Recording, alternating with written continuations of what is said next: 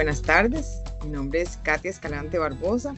Soy la subdirectora de la Escuela Judicial en nombre de la Comisión Permanente para el Seguimiento de la Atención y Prevención de la Violencia Intrafamiliar del Poder Judicial y la Escuela Judicial, licenciado Edgar Cervantes Villalta. Presentamos el día de hoy la conferencia Tópicos en el manejo de las audiencias de los procesos de violencia doméstica y protección cautelar con el Código Procesal de Familia.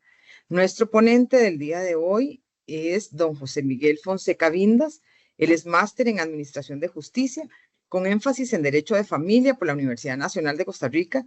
Se desempeña como juez 3 de familia en el Juzgado de Violencia Doméstica y Protección Cautelar del Primer Circuito Judicial de Alajuela, y como suplente del 2014 al 2023 es juez 4 de familia en el Tribunal de Familia del Primer Circuito Judicial de San José. Desde el año 2009 hasta la actualidad, don José Miguel ha sido docente, especialista en contenido de la Escuela Judicial. Antes de darle la palabra a don José Miguel, les vamos a pedir por favor que quienes no se inscribieron de previo en la conferencia y afortunadamente nos acompañan porque alguien les compartió el enlace, por favor completen el formulario que les vamos a estar poniendo en el chat. Si se inscribieron y recibieron el enlace vía correo electrónico, no deben inscribirse nuevamente. Esta inscripción es importante porque nos permite registrarles a ustedes formalmente y además nos permite posteriormente enviarles la presentación por correo electrónico. La presentación se hará llegar a las personas que asistieron y permanecieron en la actividad. Además, les vamos a solicitar, por favor, que mantengan los micrófonos silenciados y las cámaras apagadas durante la conferencia. Si tienen consultas, por favor, anótenlas en el chat y al finalizar, don José Miguel las estará atendiendo. Adelante, don José Miguel. Don José Miguel, tiene la palabra. Reitero a todos y todas buenas tardes. Mi nombre es José Miguel y vamos a tratar a tratar de potenciar un tema. Lo digo de esta forma por cuanto, como es obvio, es algo novedoso que ni siquiera está en práctica en este momento. Sin embargo, hay toda una antesala, hay todo un escenario, en el cual vamos a poder potenciar desde ahorita o anticipar desde ahorita algunos escenarios. Un aviso de rigor, y esto lo hago desde lo más respetuoso, profundo, es hacer la observación de que esto es simplemente esto, una exposición, una charla. Esto no son posturas fijas, tampoco son certeras o absolutas, simplemente se trata de información básica, general, desde el punto de vista de quien les habla. Estamos a poco más de un mes y varios días quizás de entrar en vigencia supuestamente con el Código Procesal de Familia. Entonces nos falta mucho por revisar al respecto. Estas son simplemente posiciones. El tema del día de hoy, la charla del día de hoy, tiene como título Tópicos en el manejo de las audiencias en los procesos de violencia doméstica y protección cautelar con el Código Procesal de Familia. Nos hemos fijado un objetivo general y dos específicos. Básicamente es registrar la dirección de audiencia con la novedad del CPF. Ese es un objetivo general. Y como objetivos específicos, reconocer la aplicabilidad del Código Procesal de Familia en el desarrollo procesal de las audiencias orales, entrando obviamente a la materia de protección. Identificar similitudes y diferencias entre el proceso de protección cautelar y el proceso de protección intrafamiliar. Vamos a tener varios tipos de procesos tramitándose, aplicables en el juzgado de violencia doméstica. Les pido por favor me apaguen los micrófonos, si son tan amables. Listo. Bien, hagamos de cuenta de que para el próximo 1 de octubre vamos a entrar ya en vigencia con un código procesal de familia. Esto es sumamente relevante. Es la primera vez histórica en donde vamos a tener un cuerpo normativo instrumental del procedimiento en materia familiar. Claro, no vamos a obviar que históricamente también hemos tenido el desarrollo del proceso de familia, de los procedimientos familiares en leyes, ¿verdad? Digamos, la ley de pensiones alimentarias es un fiel ejemplo de ello, la ley de violencia doméstica, en el Código de Familia el proceso de filiación, en el Código de Niñez y Adolescencia los procesos de protección especial de personas menores de edad. En fin, ya hemos ahondado y abierto camino en el tema instrumental, en el tema de los procedimientos. Entonces, este código lo que pretende es unificar, digámoslo así, todo en un solo libro, en un solo compendio, en un solo cuerpo legal, toda esa fase instrumental de forma en cómo aplicar, cómo llevar a cabo un procedimiento que culmine con una decisión, una sentencia, un acuerdo homologado, en fin. Ese es el norte del Código Procesal de Familia.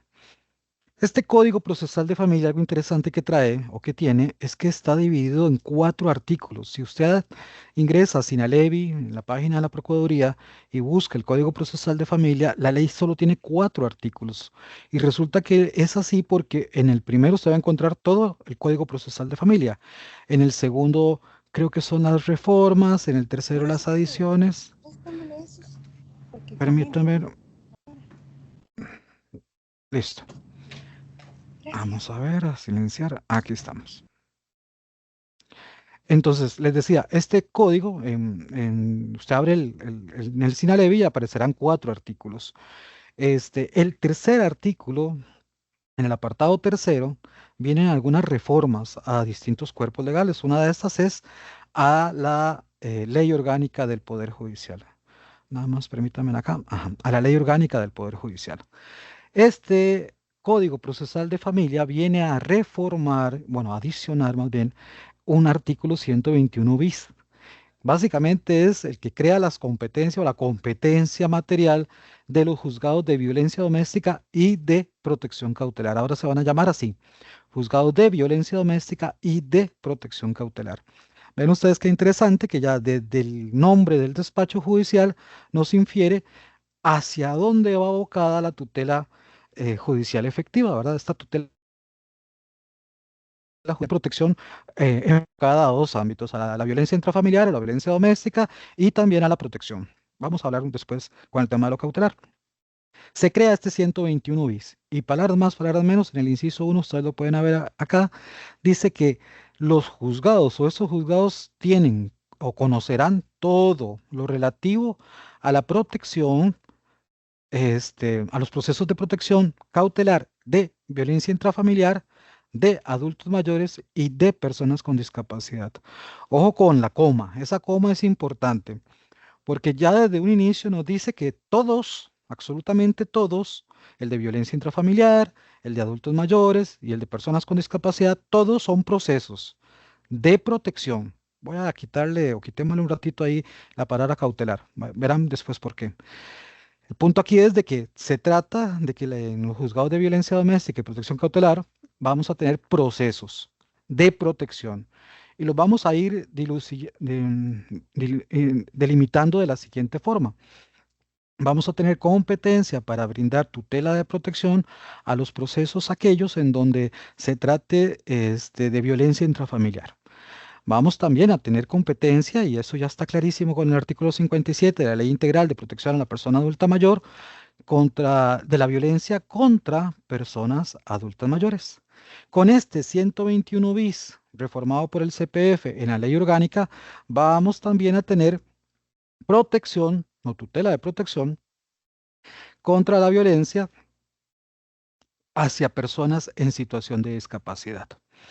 Resulta que el 234 del Código Procesal de Familia, que es el que nos enmarca y nos desarrolla este nuevo proceso de protección cautelar, establece que esta protección va dirigida a las poblaciones en condición de vulnerabilidad. Y también nos hace como un pequeño énfasis, ¿verdad?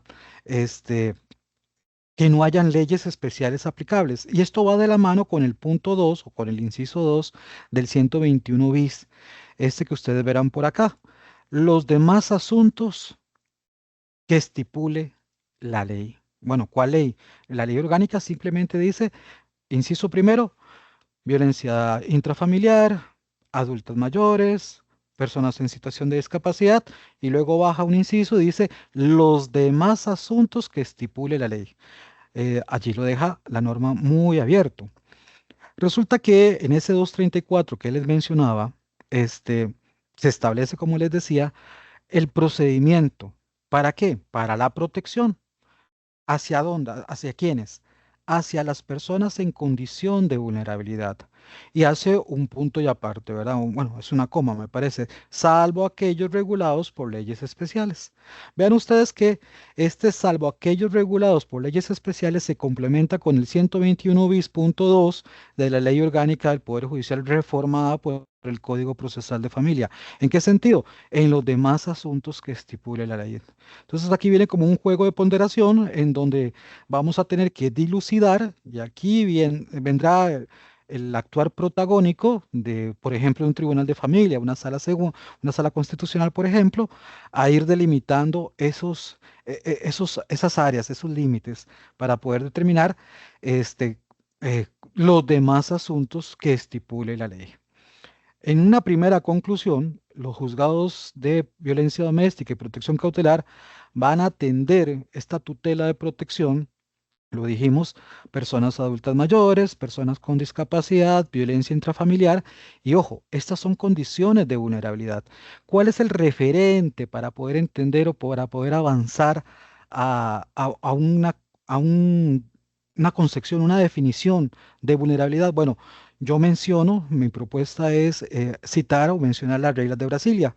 Creo que todos y todas aquí sabemos de qué tratan las reglas de Brasilia y básicamente es un documento suscrito por este Poder Judicial en donde se enlistan una serie de categorías, todas de vulnerabilidad y por las cuales se pretende que el actuar de la Administración de Justicia brinde tutela del acceso a la justicia de este tipo de poblaciones. Pues bien. Este 234, cuando nos dice, salvo aquellos regulados por leyes especiales, vamos a entender de que ya no sería entonces atendible quizás interpretar que el proceso de protección cautelar es de la protección a favor de personas adultas mayores. Esto no, salvo aquellos regulados por leyes especiales, porque en el caso de las personas adultas mayores tenemos el artículo 57 de la ley integral. Este artículo básicamente dice de que para brindarle tutela de protección a esta población, la ruta procedimental, el instrumento por el cual le vamos a dar esa tutela o ese acceso a la justicia para la tutela de protección a la población adulta mayor es el proceso de la ley de violencia doméstica. Vamos también a inferir de que salvo aquellos regulados por las leyes especiales, pues obviamente excluye la protección de relaciones o de violencia intrafamiliar o violencia doméstica. ¿Cómo nos podemos apoyar? Con el artículo 2 de la propia ley 7586 que nos define, nos establece los parámetros de bajo qué entendido se debe tratar el concepto violencia doméstica. Bueno, y retomando otra vez el instrumento de la regla de Brasilia, como parámetro de la visibilización o de visibilizar qué son condiciones de vulnerabilidad. Bueno, en reglas de Brasilia, además de persona adulta mayor, persona menor de edad, discapacidad, género, por ejemplo, que podrían abarcar estas dos aristas, ¿verdad? Podríamos hablar también de que una condición de vulnerabilidad es la condición migrante en situación irregular, o la condición de la población LGTBIQ es una condición de vulnerabilidad. Y así sucesivamente podemos entrar a discutir, de acuerdo con reglas de Brasilia, que es un instrumento para el acceso a la justicia, determinar los parámetros de lo que trata la vulnerabilidad. Pero aquí surge una pregunta. Y esta pregunta no sé si estará, pero se la agradezco a doña María Esther Brenes, jueza de violencia doméstica de Heredia. ¿En qué entendido? ¿Cuáles condiciones de vulnerabilidad? Porque estamos hablando de muchas. Creo que son 11, si mal no recuerdo, son 11 o más de 11. ¿Cuáles de esas posibles 11 condiciones de vulnerabilidad que nos da reglas de Brasilia serán las consideradas como presupuesto material para brindar tutela de protección urgente a través de los procesos regulados con el Código Procesal de Familia en el 234? Recordemos que está esa campanita ahí, salvo aquellos regulados por leyes especiales. Es decir, todo lo que tenga una ley especial que brinde tutela de protección ya no entra per se, ya no entraría per se como proceso de protección, ya no entraría en el 234, porque la misma norma dice salvo aquellos regulados por leyes especiales. Vean qué interesante, en este mismo capítulo de la protección cautelar, en el 235, si mal no recuerdo, se establece que el proceso de niñez y adolescencia, aquel de especial de protección, es un proceso de protección cautelar. Pero ese no entra, digamos, en la materia de violencia doméstica. Eso entra directamente en competencia al juzgado de niñez o al juzgado de familia en su defecto. Pues bien, ¿cuál será el parámetro, el presupuesto material para delimitar, dilucidar qué vulnerabilidad o bajo qué criterios materiales esa vulnerabilidad se le puede brindar tutela de protección? Aquí hay algo interesantísimo y es que es importante destacarlo para poder ir dilucidando hacia dónde nos podríamos dirigir o bajo qué conceptos podríamos actuar. Resulta que cuando tengamos este nuevo proceso y lo acompañemos en el trámite diario de los juzgados de violencia doméstica o aquellos contravencionales o mixtos que ven violencia doméstica o que resuelven procesos en materia de violencia doméstica, vamos a tener coincidencias y distinciones en los dos procesos. Es decir, básicamente, hoy por hoy, muy lacónicamente, de forma muy laxa, muy abierta, podríamos decir que un asunto de violencia doméstica, de medidas de protección entre una relación de pareja, es muy similar en el trámite, casi que idéntico, y ese casi, póngalo entre comillas, con un proceso de protección a favor de persona adulta mayor. El casi se lo explico de la siguiente forma. Hay un criterio, de cierta forma un criterio de parte del Tribunal de Familia con respecto al tema del plazo, que dice que básicamente los plazos de la vigencia de las medidas de protección, que es de 1 año según el artículo 4 de esa ley, tratándose de protección hacia el adulto mayor, hacia la persona adulta mayor, podría excederse de ese año o podría incluso ser menor. Ese es el casi. Pero cuando tengamos el proceso de protección cautelar, déjenme ver por ahí el micrófono abierto. Bueno, cuando entremos ya en materia con el proceso de protección cautelar, vamos a tener evidentes distinciones de uno al otro. Hay un montón de coincidencias, ¿verdad? Tenemos que primero, se trata en ambos de brindar una tutela de protección. Son procesos que no son declarativos, no constituyen derechos, no extinguen obligaciones, no producen cosa juzgada material. Ambos tienen un trámite, una regulación monitoria, ¿verdad? De intimación, ¿verdad? Fijan plazos al fin y al cabo, fijan plazos en la temporalidad, no son perpetuos, resguardan el debido proceso a través del derecho de audiencia, es decir, refuerzan la existencia o la posibilidad de acudir a un contradictorio, tienen una legitimación abierta, por lo menos en la comparación del 57 de la Ley Integral de Protección Adulto Mayor con el proceso de protección cautelar, cuando dice que cualquiera lo puede hacer, cualquiera puede acudir a solicitar protección para esta otra persona, el adulto mayor en este caso, obviamente después la ratificación y todo el asunto, respetando la voluntad de aquella persona. Hay flexibilidad procesal, en la admisibilidad de la prueba, en la evacuación de la prueba, incluso en la valoración de la prueba. No les aplica la caducidad del proceso. Esto es lo que conocemos históricamente, o hemos conocido históricamente como deserción.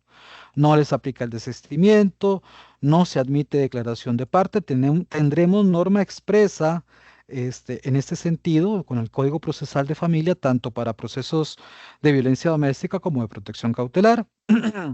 Tampoco admite la competencia ampliada, aquel del artículo 14, si mal no recuerdo, del CPF, y no exigen patrocinio letrado ahora con el artículo 50, si mal no recuerdo, del Código Procesal de Familia. Algunas distinciones. Ojo con esto. El ámbito de aplicación. Una de las discusiones que he sostenido con algunas personas es cuáles procesos van a tramitarse o se van a resolver o se van a decidir a través del proceso de protección cautelar. Bueno, eh, palabras más, palabras menos, recordemos que cuando surge la protección de la persona adulta mayor en violencia doméstica, hubo un pronunciamiento, donde está la constitucional, el cual no limitó o no restringió a la protección hacia el adulto mayor en relaciones familiares, sino que lo dejó de forma abierta, en otro tipo de relaciones. Entonces aquí no estaba limitado a la violación de derechos fundamentales en el ámbito de las relaciones familiares. Es decir, no se circunscribe a solo el tema de familia, parentesco, sino que también trata de un proceso más amplio, como por ejemplo el tema de la vulneración de los derechos de las personas adultas mayores. Eso como primer punto. El tema de la fijación del plazo. En violencia doméstica, en temas de relaciones de pareja o expareja o matrimonio o excónyuge, tenemos una fijación del plazo, artículo 4 es de un año, ya no tenemos prórroga, ya no hay nuevamente que hacer audiencia y volver a prorrogar las medidas, no, tenemos un único plazo de un año y se acabó. En el 234, en el proceso del 234 no tenemos fijación del plazo, ya va a venir entonces desde esa motivación y fundamentación que como deber tenemos las personas juzgadoras, el de fijar ese plazo. Pueden ser 3 meses, puede ser un año, pueden ser más de ese año. Algo interesante es el contradictorio, cómo fijamos el contradictorio. En violencia doméstica, el artículo 12 dice que si la persona agresora o siendo la persona que solicita las medidas que aparece en el registro de personas agresoras, en cualquiera de los dos supuestos hay que convocar una audiencia. Vean ustedes que a la parte prevenida, a la parte que tiene que cumplir las medidas, solamente se le menciona el pedir, el solicitar la audiencia. En tanto, en el proceso de protección cautelar, ya no es solamente pedir la audiencia. Ahora yo tengo que formular la norma lo dice diferente, ¿verdad? Es una oposición fundada, así lo interpreto yo. La norma establece que debe fundar una interposición fundada en contra de las medidas interpuestas. Entonces, aquí ya tenemos dos matices diferentes. No es lo mismo que yo llegue y señale medio para recibir notificaciones y pida la audiencia, a que yo llegue y tenga que motivar, sostener, alegar, argumentar una oposición o un contrario a esa disposición. Recuerden que estamos en procesos de carácter monitorio, ¿verdad? Esto tiene un carácter de intimación, es decir, tanto en uno como el otro, esa resolución inicial trata de una sentencia anticipada. Entonces, de ahí deviene el tema de la oposición fundada.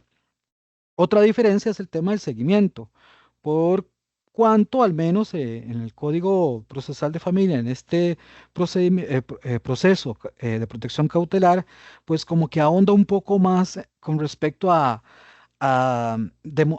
ilustrar de que también en el aparato administrativo hay otros entes como el CONAPAN, el CONAPTIS, el INAMU, el PANI, por supuesto, que administrativamente desde el Ejecutivo tienen esa función protagónica de atender el seguimiento de estos asuntos. Entonces, es importante ir un poco más allá en esta cápite del seguimiento. Esta también podría ser coincidencia, ¿verdad? Porque también en el artículo 17 de la Ley de Violencia Doméstica tenemos un seguimiento del cumplimiento, de la efectividad de las medidas de protección. No exige parentesco, al igual que con personas adultas mayores.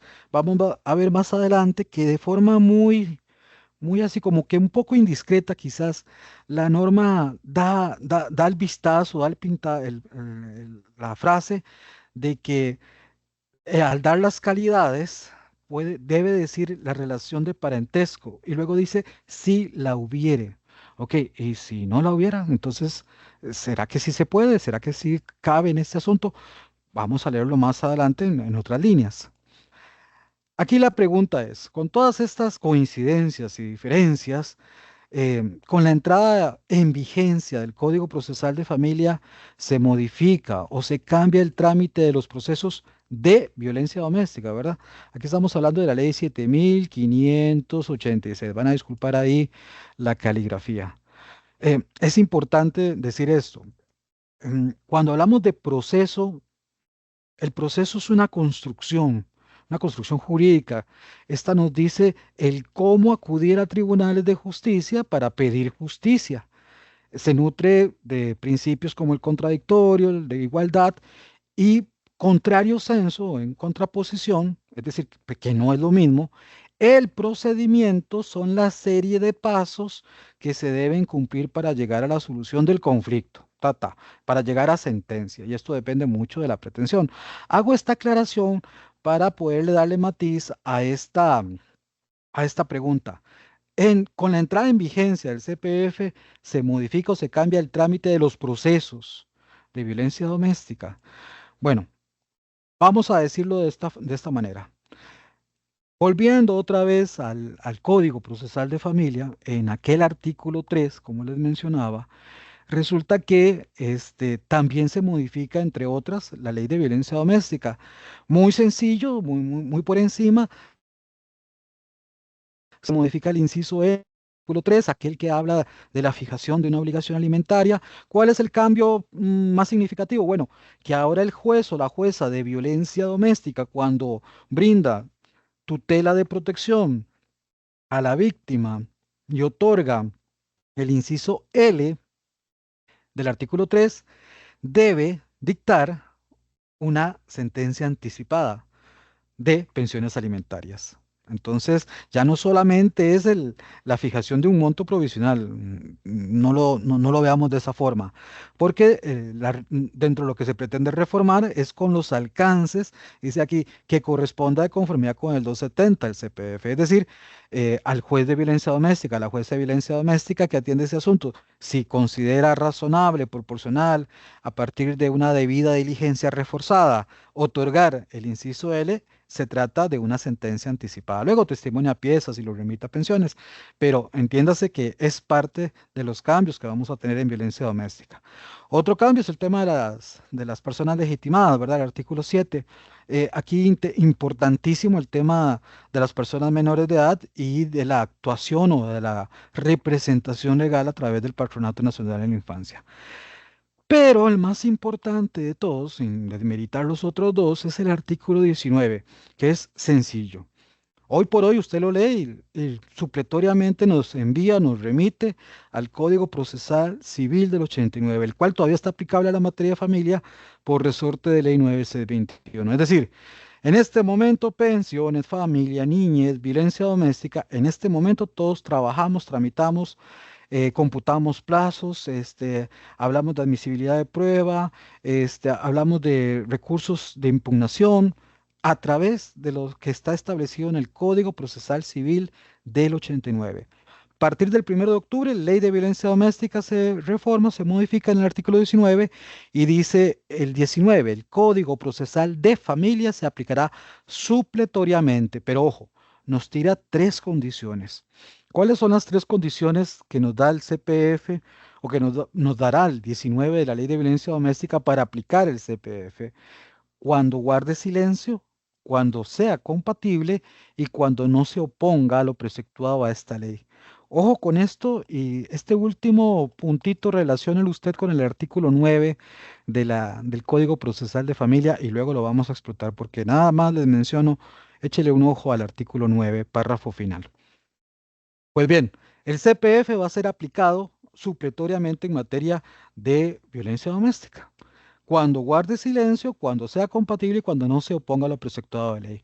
¿Cuándo puede suceder esto? Bueno, ahí especulando un poco, hablando un poco, es obvio que vamos a tener como cuerpo normativo instrumental una serie de principios procesales, de índole procesal. Hablemos de ese artículo 5, artículo 6 del Código Procesal de Familia, que evidentemente no los tiene o no los dice expresamente, tampoco contraviene lo que dice la ley de violencia doméstica. Entonces, el artículo 6, cuando habla de que la persona humana es el centro del proceso, eso no contraviene en nada la ley de violencia doméstica. Temas como la competencia objetiva, la competencia subjetiva. Bueno, vamos a tener incluso norma expresa y, bueno, normas expresas regulando tanto la competencia territorial como el tema de lo subjetivo, la competencia subjetiva de las personas juzgadoras. El ejercicio del patrocinio letrado. van a venir, hay un artículo en el CPF que dice los deberes de la persona abogada que litiga en este tipo de procesos.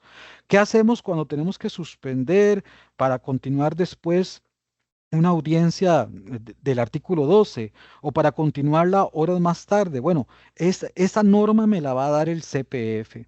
Los deberes y los poderes de las personas juzgadoras me los da el CPF.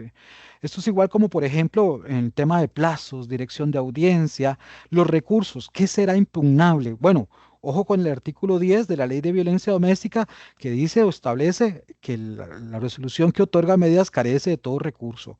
Esto va a tener que ser complementario con relación al 101 del CPF. Pero ¿qué pasa si estoy en audiencia del artículo 12 y rechazo prueba? Bueno, la impugnación tiene que ver con ese 101. La actividad procesal defectuosa, la actividad probatoria, interesante, ¿verdad? Tenemos un artículo 13 de la Ley de Violencia Doméstica que nos dice, nos determina, e incluso nos da una presunción, ¿verdad? De indubio pro víctima a la hora de valorar la prueba en caso de duda, ¿verdad? Y obviamente sostenido o que se sostenga bajo un mínimo probatorio objetivo. Pero esto no lo vamos a encontrar estrictamente en el Código Procesal de Familia a palabras ciertas. El tema de costas, algo interesante, la ejecución de derechos patrimoniales. Bueno, alguien me diría, pero en violencia doméstica, ¿cuándo se ve eso? Bueno, resulta que para hablar de una medida típica, sin entrar a polemizar en medidas atípicas, resulta que existe una medida típica, el inciso P del artículo 3 de la Ley de Violencia Doméstica, que potencia el cobro de daños y perjuicios y la fijación de un monto. Y no solamente eso, dice el embargo y remate de las cosas o de esas cosas o del patrimonio del prevenido, de la persona presunta agresora, dentro del mismo proceso. Imaginen ustedes todo ese escenario. Bueno, ¿cuál es la norma procesal para sacar el remate, el televisor, la pantalla, qué sé yo, por el monto de 300.000 colones? Bueno, la norma instrumental te la da el CPF. ¿En qué no? Tal vez tengamos que aplicar el Código Procesal de Familia, aunque el código mismo nos establece, el mismo CPF nos dice por qué no. En la competencia ampliada, el tema de legitimación, en la declaración de parte, desistimiento, caducidad del proceso. Ojo ahí con el tema de la demanda improponible. Yo tengo mis cuestionamientos a favor y no tanto con respecto a violencia doméstica. Si es un rechazo de plano, si es una demanda improponible. Mi posición, salvo mi mejor criterio, es que cuando declaro una demanda improponible es porque estoy hablando de cuestiones de fondo. Y yo creo que aquí en violencia doméstica y en protección cautelar estrictamente no son cuestiones de fondo, porque lo que se vaya a decir no crea, no extingue derechos, tata. Ojo ahí también con el tema de la conciliación. Lo vamos a ver más adelante y devuelvo otra vez a hablar con el artículo 9, ese que dice que la conciliación hay que potenciarla, pero en el párrafo final dice que está prohibida, se prohíbe, creo que es la palabra que utiliza el código, se prohíbe cuando existe desbalance de poder, salvo, también dice esa palabra, salvo que lo acordado beneficia a la víctima, ¿verdad? A la persona en vulnerabilidad. Es un tema que ya doña Katia, que sí que está presente, junto con doña Marester Brenes y doña Julieta Barbosa, han explotado, han dado cátedra al respecto. Creo que el tema es, hay que seguir avanzando, hay que seguirlo peloteando, pero ahí está, al menos en la propuesta, ¿verdad? Hay que decirla. Entrando ya a la dirección de audiencias, porque todo esto es muy general, muy básico, así como para ir entrando en materia. Vamos a tener que ir desmenuzando qué es una dirección de audiencia. Bueno, resulta que estos procesos, estos dos procesos tienen una particularidad coincidente. Tienen un inicio de forma escrita, hay una solicitud inicial, hay una entrevista, hay un escrito inicial. Luego surge un contradictorio, hablemos del caso que haya oposición o que se pida la comparecencia. Hay un contradictorio y este contradictorio va a ser en audiencia. Es decir, vamos a tener a las dos partes, a su representación letrada, vamos a escucharles, vamos a admitir prueba o rechazarla, a producirla, a escuchar conclusiones quizás, vamos a hablar más adelante, y a tomar una decisión o dictar una parte dispositiva que no es lo mismo, dicho sea de paso. Otra coincidencia es que ambos procesos tienen una sentencia escrita, no es una sentencia oral. En estos dos procesos no hay sentencia oral. hay sentencia escrita. En estos tres pasos, en estos tres peldaños, se refuerza varios aspectos interesantes. La oralidad está inmersa en la administración de justicia y se ha postulado de esta forma para brindar mayor amplitud en el acceso a la justicia. Se ha dicho, y remito a autores como Jorge López, que ha escrito al respecto, sobre el sistema procesal basado en la oralidad, de que los procesos orales brindan mayor acceso a la justicia, son más abiertos, son más auténticos. Y esto viene de la mano también a partir de una globalización, ¿verdad?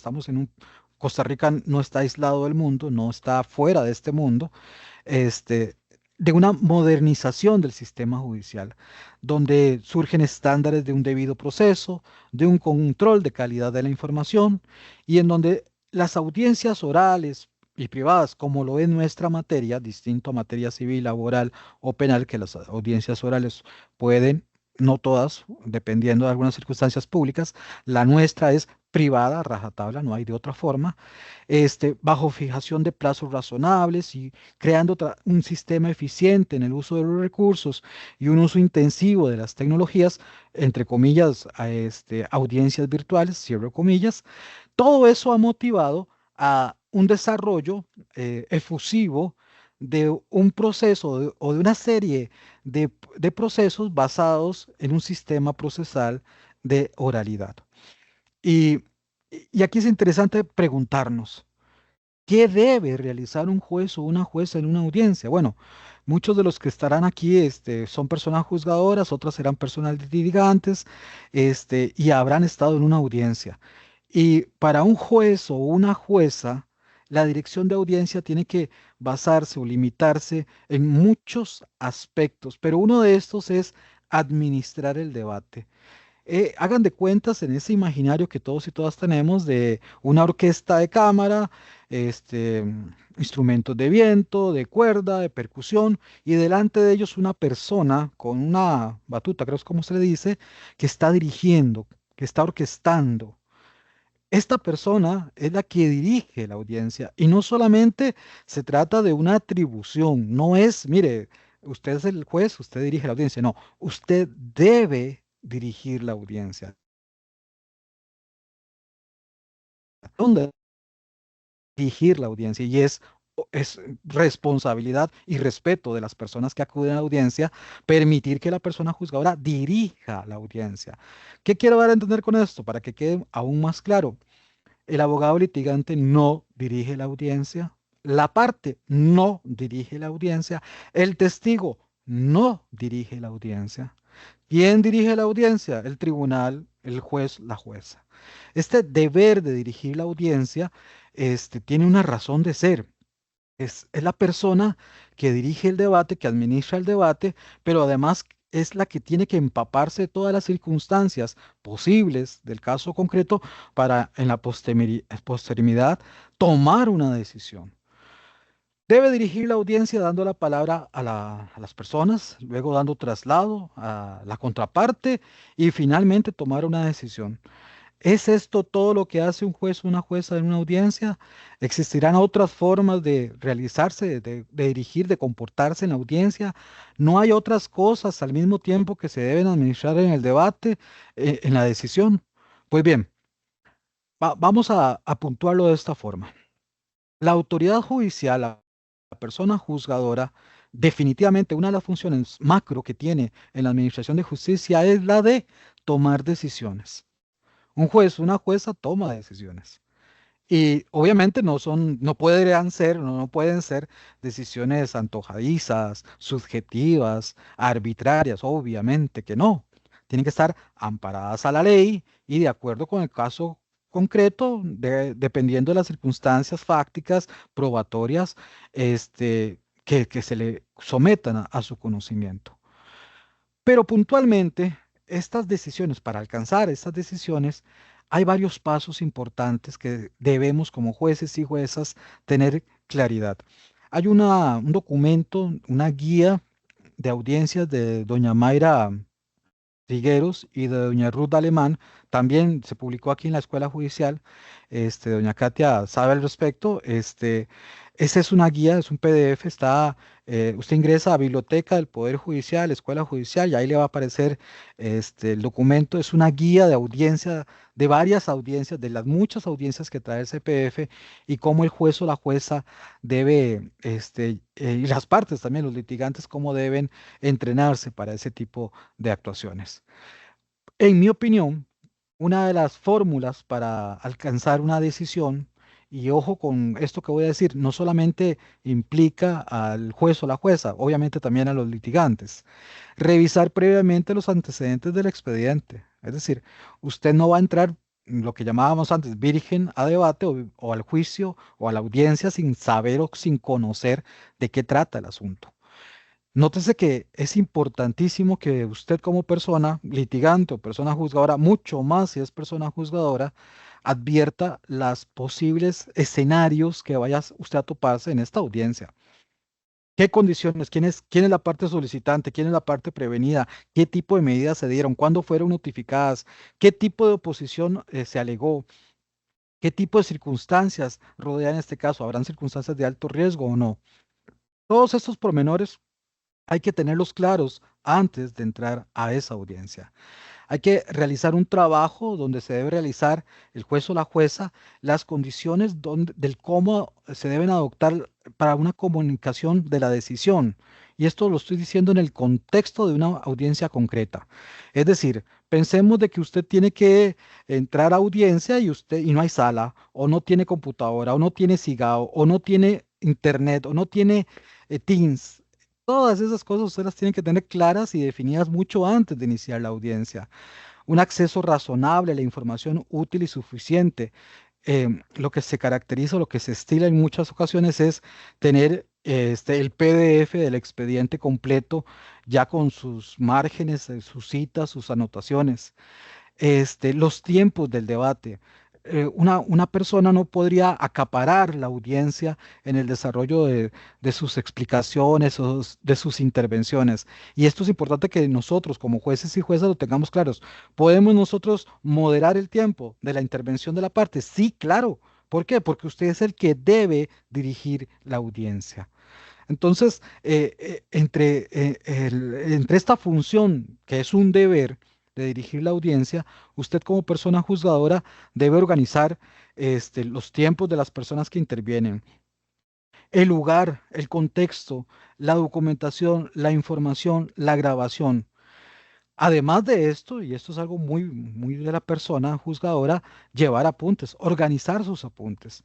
No solamente los apuntes que usted vaya a tener previo al inicio de la audiencia, sino aquellos que vayan usted arrojando en la producción de la audiencia.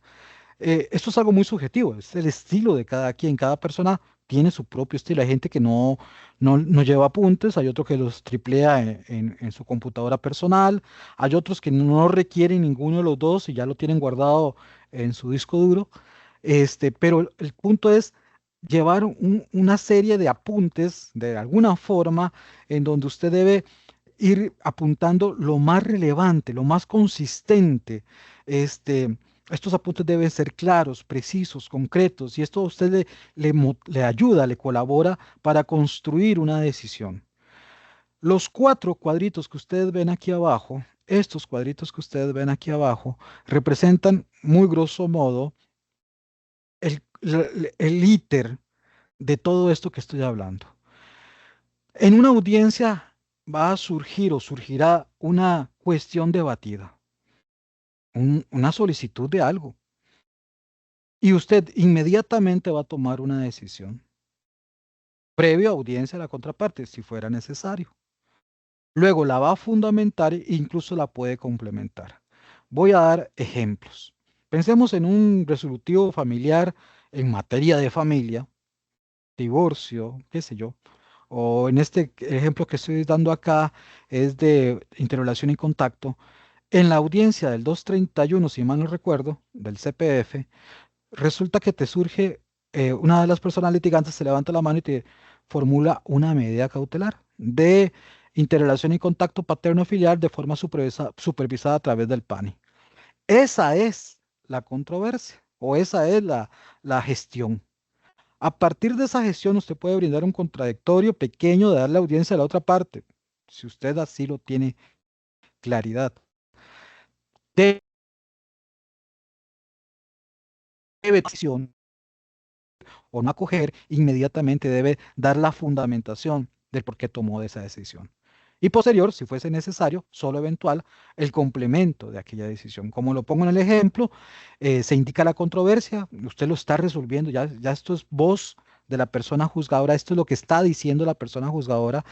Aquí lo discutido es la procedencia de una medida cautelar personal de fijar un sistema de interrelación de contacto paterno-filial de forma supervisada con el PANI. La decisión al respecto se rechaza, se acoge. Y los fundamentos son uno, 2, 3 y 4. Y por haberse acogido, expídase el oficio correspondiente, la boleta, trabajo social, la comisión o simplemente, si se rechaza, pues no hay nada que decir al complemento porque ya es todo lo que habría que decir. Otro ejemplo que se me ocurre, este es más cercano a lo que es violencia doméstica o lo que será protección cautelar. ¿Qué pasa cuando no formulen un recurso de impugnación?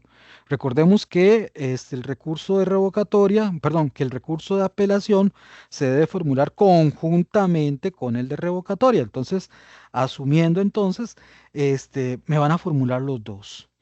Ya yo tomé una decisión de las muchas que tomé, y una de las partes me levanta la mano y me pide revocatoria con apelación del rechazo de prueba. Un ejemplo. Y entonces yo escucho a la persona, hay también un artículo que dice que yo le puedo dar la palabra a la otra parte, si a bien lo tengo, para que se pronuncie al respecto, y ya entonces ya yo entro a resolver. ¿Qué es lo que yo tengo que resolver? Primero es indicar la controversia. Lo discutido es la impugnación mediante revocatoria con apelación formulada por fulano de tal contra el rechazo de prueba pericial. La decisión es, se resuelve denegar la revocatoria y mantenerlo resuelto y admitir la apelación en diferido. Recordemos que tiene apelación en diferido. Y los fundamentos son uno, 2, 3 y 4. Complementos, solo eventual, acorde con este ejemplo. En consecuencia, habiéndose acogido la revocatoria planteada, le damos vuelta, se decide ordenar, qué sé yo, admitir el testigo tal o el perito tal o el peritaje tal o se expide boleta para hacer la pregunta judicial al trabajo social y psicología y se omite pronunciamiento de la apelación. Son ejemplos. Lo que quiero aterrizar aquí, y me voy a devolver dos filminas, es esto.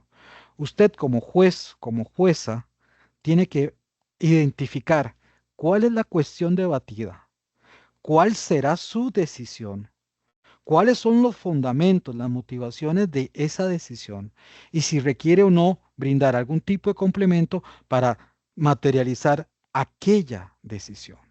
Estos son cuatro pasos, en mi opinión, básicos. Y esto no solamente lo digo yo, ya esto está escrito, ya por lo menos Gil, ya lo muy bien desarrollado. Estas son cuatro formas, es una forma por la cual en cuatro pasos sencillos, ¿cuál es la cuestión debatida? Y ojo con lo que dice por acá. Este, no debemos explotar o explorar ciertas reclamos o argumentos que se han discutido en una audiencia. Una audiencia puede tardar 3 horas, pero la cuestión debatida fue en los últimos 15 minutos. Quizás no es necesario ir a hacer un recuento de las últimas 2 horas y media, no.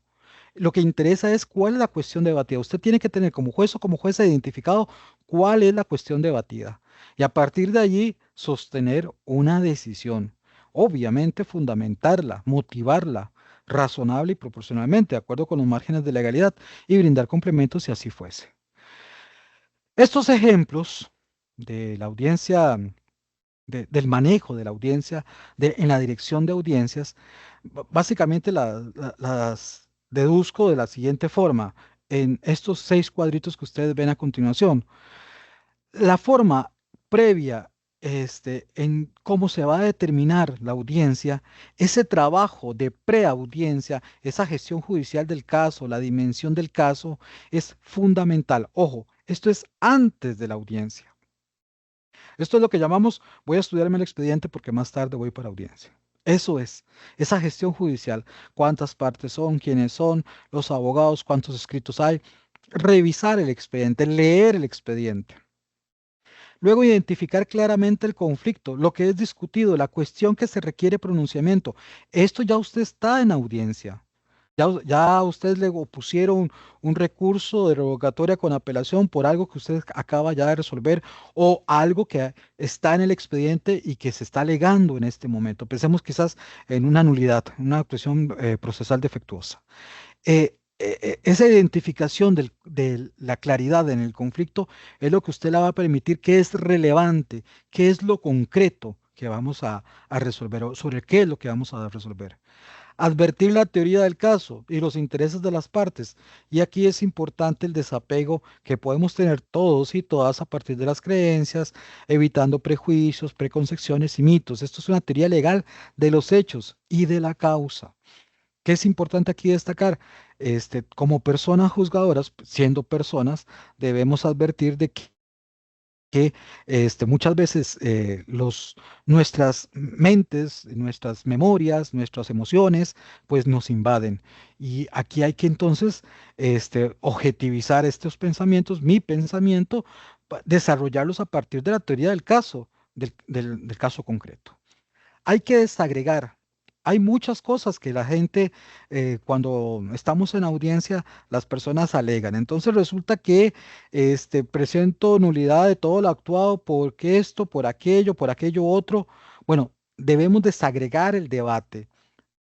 Y aquí me parece a mí importante que nosotros, como somos los directores, las directoras de la audiencia, le vamos a tener que pedir a la persona que lo está alegando que enuncie de forma concreta, uno a uno, los argumentos o las pretensiones de lo que pretende alegar.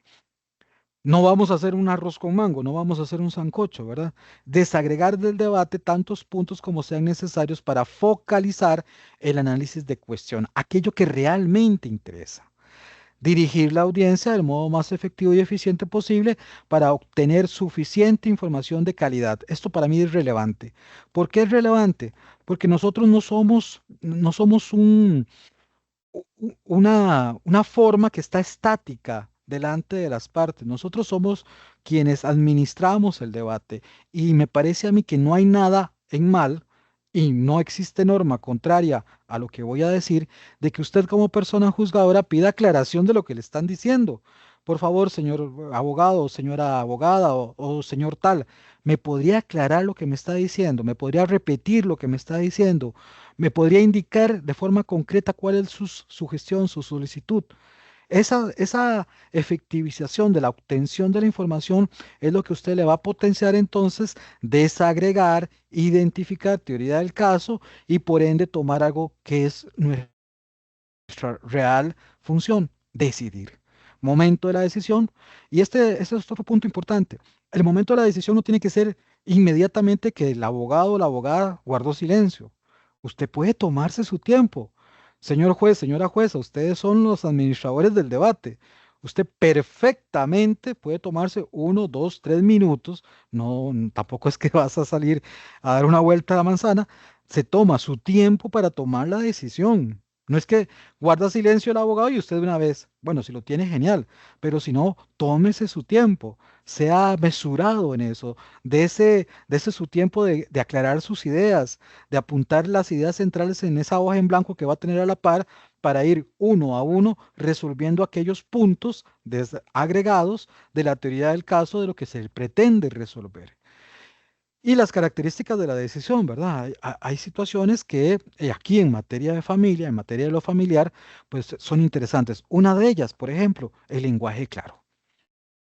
Ojo a la hora de resolver, cuidado a la hora de resolver los latinazos o ese lenguaje técnico complicado que a veces nos invade y nos persigue constantemente. Ese ejercicio constante de poderle hablar a una persona en un lenguaje claro es difícil, pero es necesario, sumamente necesario. Y tratándose de estas materias, pues aún más.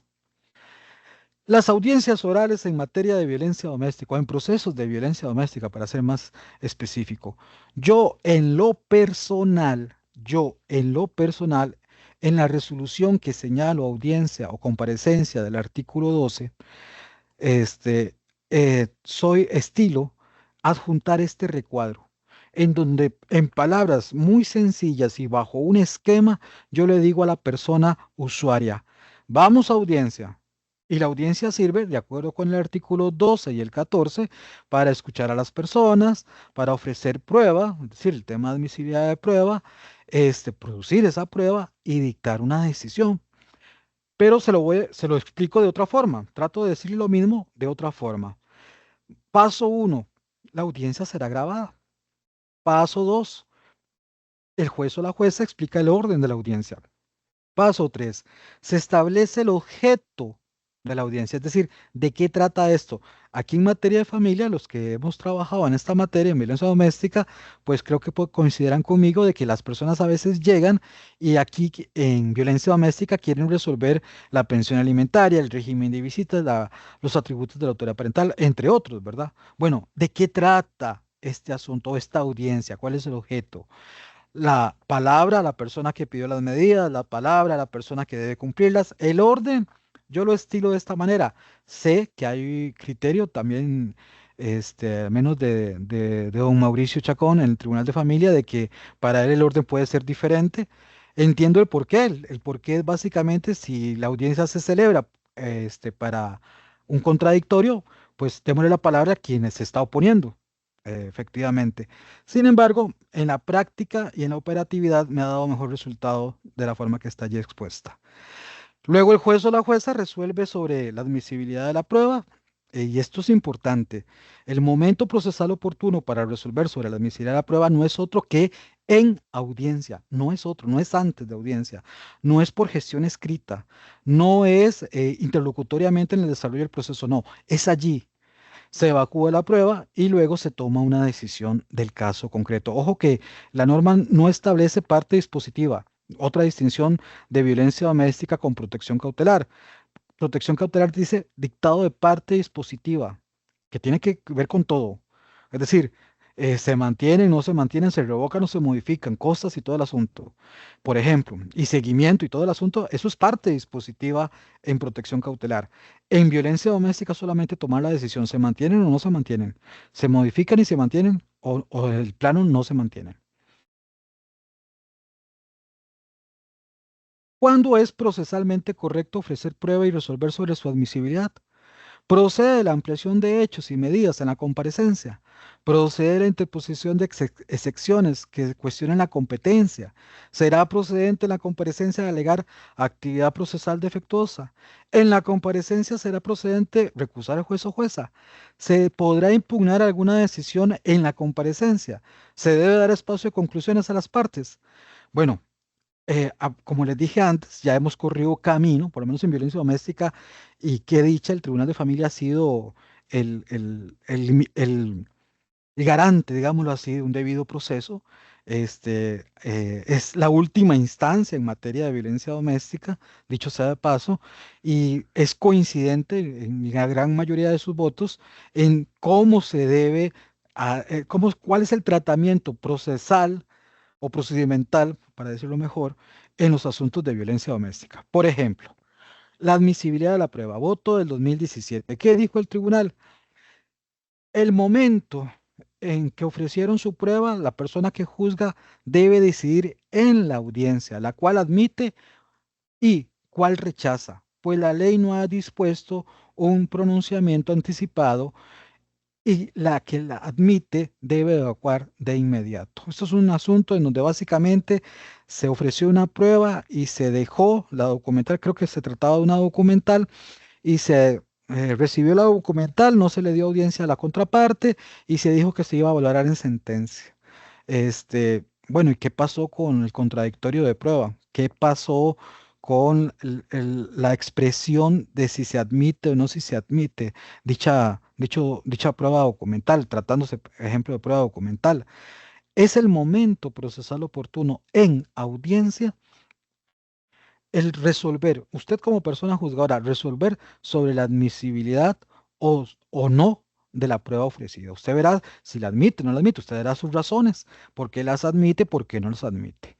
Pero es en la audiencia, no es por escrito, no es en resolución interlocutoria. Alguien me dirá, bueno, ¿y qué pasa con una pericia de trabajo social? Yo me cuestiono si es útil y pertinente en violencia doméstica semejante probanza o semejante medio de prueba. Pero si usted considera de que un peritaje psicosocial, es decir, de ambos, de trabajo social y psicología, que tarda 8 meses o 6 meses, y no es culpa de ellas, es por mora judicial, es por carga de trabajo, es necesario en este asunto, pues usted lo va a justificar. ¿Cómo? No lo sabría, pero usted lo va a tener que resolver de esa forma y de esa manera. Incluso va a tener que suspender y dar continuación posterior a la audiencia. Y ojo con esto, ya el tribunal ha dicho, el plazo de continuación no puede superar 5 días para continuar con esta audiencia que usted hoy está suspendiendo. Otro criterio, audios y videos se reproducen de una vez en la audiencia. Resulta que en este caso, leo literal, ambas partes aportaron audios en un dispositivo que se pone en el USB con algunos audios de discusiones ocurridas entre ellas. Sin embargo, no fueron escuchadas en ese momento, sino reservados por la persona juzgadora para ser revisados y valorados en la resolución de fondo, admitiéndolas como un carácter de prueba para mejor resolver y con suspensión de plazos para el dictado de sentencia, lo cual a todas luces es incorrecto. Si a usted le ofrecen un CD, un USB, yo soy del criterio de que la parte que te está ofreciendo el medio de prueba te tiene que describir de qué trata el medio de prueba, qué contiene el medio de prueba, para qué es útil y pertinente el medio de prueba. Pensemos análogamente, si yo ofrezco un testigo, yo doy el nombre completo del testigo, digo sobre qué hechos va a declarar el testigo y así evoco la utilidad y pertinencia del testigo. Yo no voy a decir, señor juez, va a venir Juan y él va a declarar sobre algo. No, no. Y entonces inmediatamente el juez le dice, se lo admito. ¿Cómo se lo voy a admitir si no sé quién es Juan y no sabemos sobre qué viene a declarar? Bueno, mutatis mutandi, si me ofrecen una llave maya, un dispositivo de memoria USB o un disco de esos que trae un tera de memoria, que eso supuestamente es mucho, ¿de qué trata ese tera de memoria? ¿Cuántas películas vienen en ese tera de memoria? ¿De qué trata la prueba que usted me está ofreciendo? ¿Qué es lo útil y Adelante. pertinente? ¿Me tienen un micrófono abierto? Pase, por favor. Este, ¿Qué es útil y pertinente en ese disco duro, en esa USB o en ese CD para que usted lo alegue o lo ofrezca como medio de prueba? Aquí es importante tener eso claro para la hora que usted va a resolver. Yo soy del criterio de que cuando la persona me ofrece una USB, por ejemplo, yo le pido que me describa la USB, el color, la marca, si la tiene, la capacidad, qué contiene, cuántos archivos, cuáles son los que está ofreciendo y qué trata cada uno de esos archivos. Todo eso me ayuda para cuando yo entro a la admisibilidad o rechazo de la prueba, ya tengo suficientes elementos, ya desmenucé todo el asunto para decirle, se la acojo o se la rechazo. Por esto y aquello, ¿verdad? En el caso concreto de esta foto del tribunal, es obvio que si usted admitió un CD, una memoria USB, usted allí, en una etiqueta, reproduce el video, reproduce el audio. Incluso lo pone en escucha, en altavoz para las personas que están allí y de una vez le pregunta a la contraparte, ¿es esa su voz? ¿Se identifica usted en esa imagen? ¿Está usted en ese video? Preguntas básicas para poder potenciar esa evacuación de la prueba. ¿Hay ampliación de medidas por incumplimiento? Bueno, el Tribunal de Familia tiene el criterio de que no. Aquí recordemos de qué tratan los procesos de violencia doméstica. Es un proceso con una base de un proceso monitorio. Se dicta una sentencia anticipada. En caso de oposición se celebra la audiencia y luego se dicta la sentencia. En etapa de seguimiento, si existen nuevos hechos, lo que sucedió fue un incumplimiento. No es un nuevo proceso de violencia doméstica con nuevas medidas, básicamente. Entonces, ahí hay que determinar de qué forma vamos a tutelar ese derecho de la persona a la protección. Lo ideal es que se curse la denuncia penal por incumplimiento, que a veces no sucede, dicho sea de paso. Una posición que también ha tenido el tribunal referente a esto es de que se debe abrir entonces o se podrían otorgar algún tipo de medidas, pero con el mismo plazo, respetando el mismo plazo de la que ya está vigente. Pero eso es un voto aislado, un criterio aislado. Hechos nuevos en audiencia. Esto sí es un poco más recurrente. Resulta que en la solicitud de medidas la señora dijo A y B y en la comparecencia la señora dijo A, B y C. Bueno, por el C yo no le puedo ocultar o no puedo seguir la audiencia sin no darle participación a la parte contraria, ¿verdad? Garantía del debido proceso, del derecho de defensa, derecho de escucha y eventualmente tendríamos que suspender para que esta persona sobre ese C, que todavía no lo había escuchado, es algo novedoso para él, pues prepare una estrategia de defensa. Si ya la tiene, pues podemos continuar. Si no la tiene, entonces procedo a suspender, garantizo debido proceso, derecho de defensa y nos vemos en 5 días o menos. El procedimiento para tramitar el recurso de revocatoria contra la resolución que rechaza el otorgamiento de medidas. Eso es otra cosa interesante. Por ejemplo, el artículo 10 de violencia doméstica, no hay recurso contra la sentencia anticipada que otorga medidas. Pero ¿qué pasa si no se otorgó una de las medidas? Pensemos de que se pidió el desalojo, no me agreda y distancia. Y resulta que se da solo no me agreda y el auxilio policial y se rechaza el desalojo y la distancia. Entonces, ese rechazo de prueba tiene el recurso es impugnable. El rechazo de medidas de protección, perdón, es impugnable. ¿Dónde conocemos eso? Bueno, se notifica a la persona prevenida y si el recurso lo interpone, obviamente por interés de quien apela, es la parte solicitante y quien tiene que, la parte prevenida no se opone, no hay audiencia, pues no hay que hacer audiencia porque no se opone o no pide la comparecencia, entonces hay que resolver por escrito ese recurso y elevarlo al superior si fuese el caso. ¿Qué sucede si pide la comparecencia? Dice el tribunal, y me parece muy bien, vamos a concentrar, recuerden aquí los principios en los procesos orales, la concentración, vamos a iniciar conociendo el recurso de revocatoria con apelación del rechazo de los incisos A y K que formula la señora, el señor solicitante en audiencia concretamente. Y eso lo que vaya a decidir, lo que usted vaya a decir con respecto a ese recurso de revocatoria puede darle traste al curso de la comparecencia, como por ejemplo que usted otorgue, revoque el rechazo de la A y la ordene. Y por ende, notifica personalmente al señor en ese momento, le tiene que dar el espacio para todo su derecho de defensa, todo el contradictorio y por ende continuar en otro momento con la dichosa audiencia. Grabación y etiquetado del cigado. Esta es una sentencia del 2022, es relativamente muy reciente. Y vean, esto es algo importantísimo. El tribunal aquí lo mencionó en este voto como una solicitud al juzgado de primera instancia. Y yo creo que es algo que nosotras como jueces y juezas tenemos que tener claridad. Si usted ahora tiene la costumbre de redactar un acta escrita para documentar la comparecencia, genial. Con el CPF creo que vamos a tener que cambiar la estrategia o la forma. El SIGAO es una herramienta importantísima, parte de los usos de la tecnología, lo que hablábamos hace un momento. Y a partir de esa utilización usted va a tener que incorporar ya en ese diseño, en esa dirección de audiencias, una grabación de audio, que es la que vamos a tener más cercana, ¿verdad? Porque no creo que tengamos la de video, pero un etiquetado dentro de la grabación en donde usted en una pestaña, cuando hablo de etiquetado, para figurarlo, la grabación del cigao es un audio que si usted no hace etiqueta es como una canción de 3 horas, así tal cual.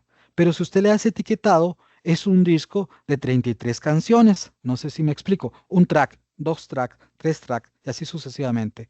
El etiquetado lo que permite es que usted identifique en la grabación inicio de audiencia, información a las partes, manifestación de la parte solicitante, manifestación de la parte prevenida, admisibilidad de la prueba, testimonial de fulano de tal, testimonial de fulano de tal, documental, reproducción de video, decisión.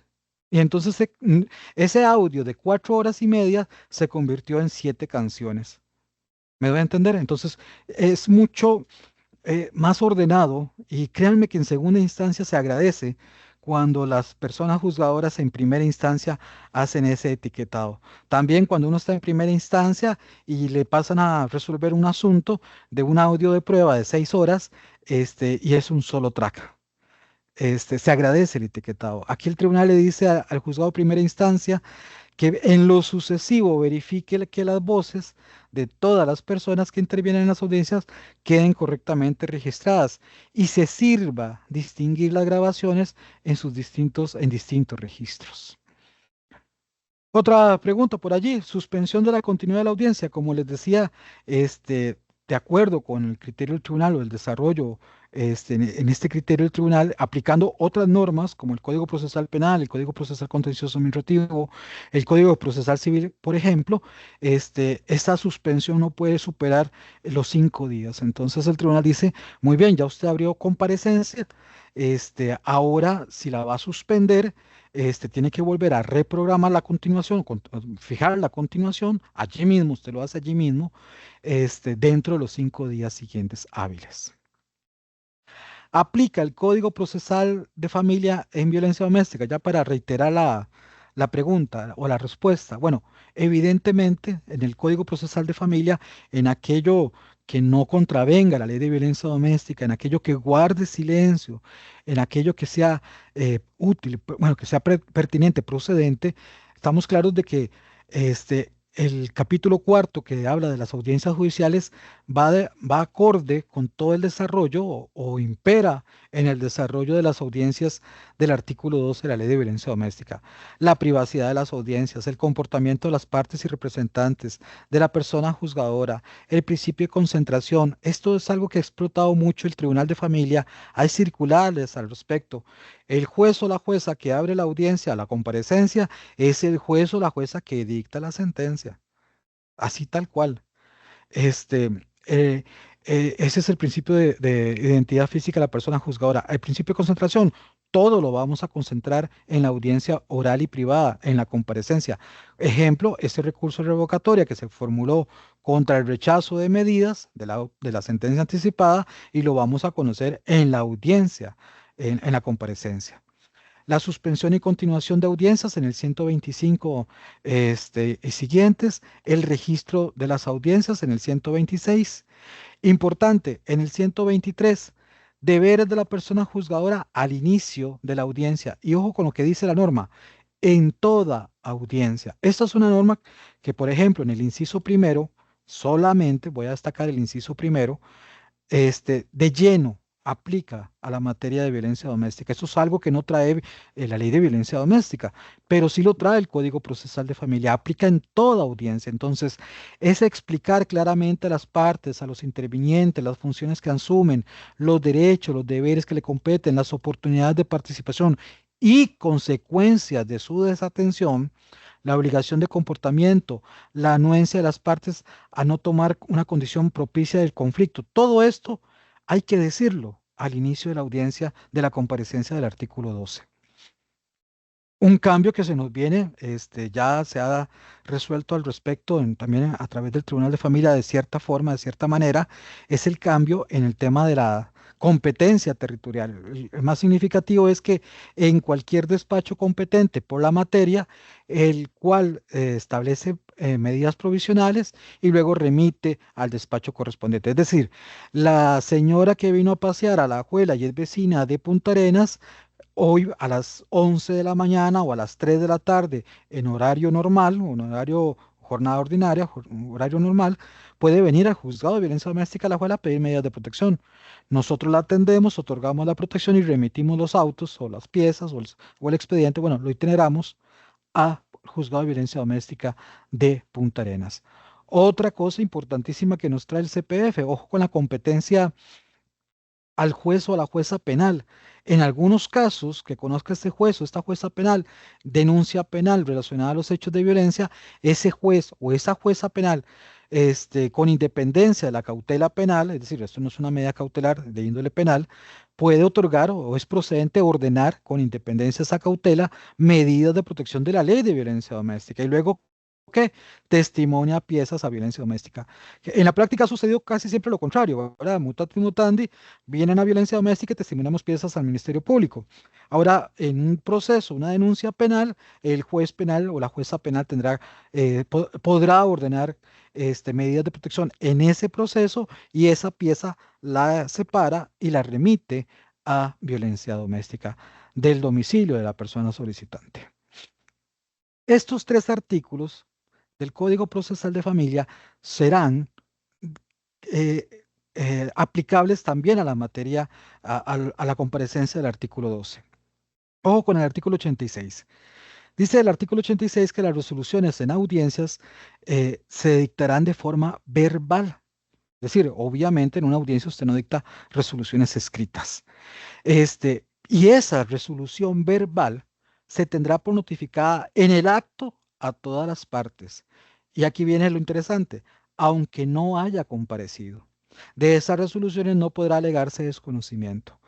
He aquí algo interesantísimo. Esta norma me autoriza a mí que en la comparecencia, cuando una de las partes debidamente notificada el señalamiento del proceso no comparece a esta audiencia del artículo 12, y yo resuelvo, yo admito prueba, rechazo prueba y dicto una decisión, cuando me apele la sentencia que voy a dictar, porque admití una prueba que no era para él útil o pertinente en esa comparecencia, ya precluyó esa situación. Y como no estuvo en la audiencia, no tiene interés para apelar. Es decir, una apelación mal admitida. Ya esto incluso lo ha resuelto así, tal cual el Tribunal de Familia. El 118, la forma de gestión de las partes. En las audiencias solo se admitirán gestiones verbales. Eso que, por ejemplo, licenciado, ya le subía al escritorio virtual o al gestión en línea la prueba. No, no, suave, suave. En las audiencias solo gestiones verbales. ¿Dónde está aquí su prueba? ¿Dónde está su manifestación? ¿Dónde está el mandato, el poder, por ejemplo? Aquí es donde usted me hace las gestiones. Pero mire, es que ya yo lo hice por escrito. Estamos en audiencia. En esta audiencia solo se admitirán gestiones verbales. El 120. El efecto de las actuaciones de las partes. Los actos procesales de las partes, una vez verificados de manera efectiva ante la autoridad judicial competente, producirán inmediatamente la constitución, modificación o extinción de sus derechos y deberes procesales, salvo disposición legal en contrario. ¿Qué quiere decir esto? No apeló, ya no puede apelar, ya precluyó. Hay una preclusión flexible, ciertamente. De eso trata el 120. Sin embargo, si yo estoy resolviendo sobre la admisibilidad de la prueba, ya resolví sobre la admisibilidad de prueba, estoy evacuando al tercer testigo y es el momento donde me alegan revocatoria de apelación por el rechazo de una prueba o por el rechazo de otro medio de prueba, ya precluyó, ya yo avancé, ya no me voy a devolver. Era en el momento de la decisión que usted tendría que inmediatamente accionar, constituir para modificar o extinguir ese derecho o ese deber procesal en audiencia. Ahora bien, audiencias orales en los procesos de protección cautelar. Vamos a ver, algo interesante.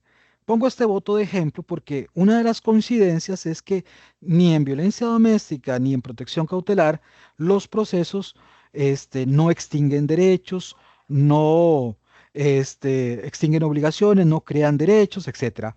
Y aquí es importante decir que los procesos contemplados en la ley de violencia doméstica, que no son no son de naturaleza cautelar, sino que se trata de procesos urgentes, donde lo que se pretende a través de la imposición de medidas de protección, y ojo, no son medidas cautelares, y por eso ustedes han visto tachada la palabra cautelar, es evitar que la violencia se produzca o deje de producirse. En este voto, el tribunal dice en 2021, este, su finalidad es evitar, dice acá, que se produzca violencia doméstica o que se siga produciendo, y esto se realiza a través de la emisión de medidas de protección, cuya naturaleza jurídica difiere de las medidas cautelares, por la simple razón de que no se trata de disposiciones que se emiten en el devenir de un proceso principal. En los procesos de protección, las medidas de protección son un fin en sí mismas. Otro voto que pueden consultar, el 199 del 2023. Hay un catedrático, un doctrinario, un autor, lo han escuchado, lo han tenido ustedes que escuchar en alguna de estas charlas, el doctor Jorge Peirano, lo ha hablado mucho doña Chile Víquez. Él les dice que se podría decir de que se debe sostener o se debe tratar de que existe una tutela de urgencia, una tutela de urgencia. Y esta tutela de urgencia o tutela urgente no se debe confundir con tutela cautelar. ¿Qué quiero dar a entender con esto? Que hay una teoría cautelar clásica, estas son las medidas que pueden ser consideradas como cautelares, la anotación de la demanda, el embargo preventivo, qué sé yo. Pero estas que en sí mismas son instrumentales y accesorias, saben ustedes que las medidas de protección no son accesorias, no dependen de otro proceso, son autónomas. Y esto es un calificativo muy, o una característica muy importante de resaltar en los procesos de medidas autosatisfactivas.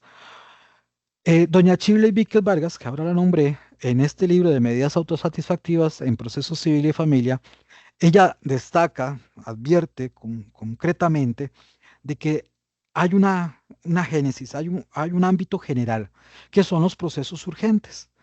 Y de esos procesos urgentes, se viene, se nace, se degrada, digámoslo así, se desmenuza, no sé cómo decirlo, las medidas cautelares, ese embargo preventivo, esa anotación de la demanda, las medidas autosatisfactivas, las que tiene el 145, me parece, 144 del CPF, la sentencia anticipada o despacho interino de fondo, por ejemplo, ahora con el CPF, la sentencia anticipada en pensiones alimentarias, el habeas corpus y el amparo en materia constitucional, por ejemplo, todos estos asuntos son procesos urgentes. Ahora bien, resulta que el 237, que son las medidas de protección en el proceso de protección cautelar, para la tutela de los derechos, dice que se podrán decretar las siguientes. Y ojo con el último inciso, el 7. Estas 7, digamos, estas 6 primeras, para ser más claro, son medidas típicas. Típicas porque están en la ley. El séptimo, el inciso 7, te permite imponer medidas atípicas, es decir, aquellas que no están en la ley, pero que de forma razonable y fundamentada usted la puede pedir al juez o la jueza, o el juez o la jueza la puede otorgar, dependiendo del caso concreto. Las que están en morado, o no sé si se puede ver que están en morado, estas que ahora están en amarillo, para ser precisamente, son medidas autosatisfactivas, tal cual. Tanto así como el inciso A del artículo 3 de la Ley de Violencia Doméstica. Son medidas que se otorgan y se consumen por sí solas. En tanto, el inciso 4 y el inciso 6, estas que le voy a poner aquí una rayita, estas son medidas que dependen de otro proceso. Por ejemplo, ordenar el pago de pensión alimentaria se otorga aquí, pero se discutirá en el proceso, en el juzgado de pensiones correspondiente. O bien, el cuidado provisional de personas menores de edad, adultas mayores con discapacidad, se fija aquí, pero se discutirá en el proceso correspondiente, en el proceso de niñez, en el proceso de salvaguardia, si fuese el tema, o de aplicando la ley 5, por ejemplo. Esos dos incisos, el 6 y el 4, dependen de otro asunto. Esa es una característica de la medida cautelar. El 1, el 2, el 3 y el 7, dependiendo de los alcances, y el 5 también, perdón, estaríamos delante de medidas autosatisfactivas. Hoy conversé con doña Shirley Víquez y me aclaró los nublados del día en el entendido de que la naturaleza del proceso de protección tiene en gran medida una naturaleza autosatisfactiva más que cautelar. Yo coincido plenamente con ese punto de vista y les recomiendo la lectura de ese libro. Por eso, como han visto en esta presentación, ha estado tachado el tema de la cautelar. Me parece que en un ideal, en un multiverso, serían procesos de protección urgente, nada más. Sería ese como el punto ahí en descolle. El 234 entonces tiene como objeto de regulación el procedimiento, volvemos a la distinción del proceso, para la protección de las personas en condición de vulnerabilidad. Ojo con este concepto amplísimo de vulnerabilidad, salvo lo que hemos dicho, leyes especiales. Recuerden ustedes que la protección especial de personas menores de edad también es un proceso de protección cautelar y la modificación a ese 121 bis de la ley orgánica para decir de que en los juzgados de violencia doméstica se brindará tutela de protección en asuntos de violencia intrafamiliar, personas adultas mayores y personas con discapacidad. El 238 y siguientes te da el procedimiento. Esto es un proceso parecido al de violencia doméstica. Tenemos una solicitud que como mínimo, ojo con esto, como mínimo, ¿qué quiero dar a entender esto, con esto? Como el 217, si mal no recuerdo, también del CPF, habla de los requisitos mínimos, creo que es el 217 o es el 215, creo que es el 215 más bien, habla de los mínimos presupuestos de la demanda, pues aquí también tenemos como presupuestos mínimos la identificación de la persona solicitante, de la otra persona, el grado de parentesco, lo que les mencionaba, si lo hubiere, el interés que defiende y los datos de identificación que se pretende tutelar y el domicilio de estos, con indicación de notificaciones y ofrecimiento de prueba. Pregunto, ¿en algún momento preguntó o estableció hechos? ¿Verdad que no? No me habla de hechos, me habla de un interés que se defiende. Nada más. ¿Cuál será el interés de esta persona a que se defienda a esta persona, a esta otra persona? ¿O cuál será el interés que defiende esta persona en contra de aquella para que requiera una tutela de protección? Bueno, obviamente tendremos que hablar de hechos, de la situación fáctica. Por eso me parece a mí que como mínimo hay que preguntar de toda esta información, pero además aquella que sea relevante para el otorgamiento o no de esas medidas provisionales. Dice el 239 que presentada la solicitud y de considerarse procedente, aquí viene un asterisco que vieron ustedes al inicio. Bueno, y si no es procedente, ¿qué será? ¿Demanda improponible o rechazo de plano? Bueno, en mi opinión sería un rechazo de plano. Soy del criterio, salvo mejor criterio, de que la demanda improponible tiene aspectos de fondo que aquí no son relevantes, ni siquiera ingresan, por cuanto no tenemos una pretensión material que disponga sobre derechos, básicamente. De considerarse procedentes, se dictarán sin mayor trámite. Ojo con esto, sin mayor trámite. No es que previo a resolver lo que en derecho corresponda, se solicita al Departamento de Trabajo Social y Psicología que elabore una valoración psicosocial de la persona en condición de vulnerabilidad para determinar si está sufriendo algún maltrato.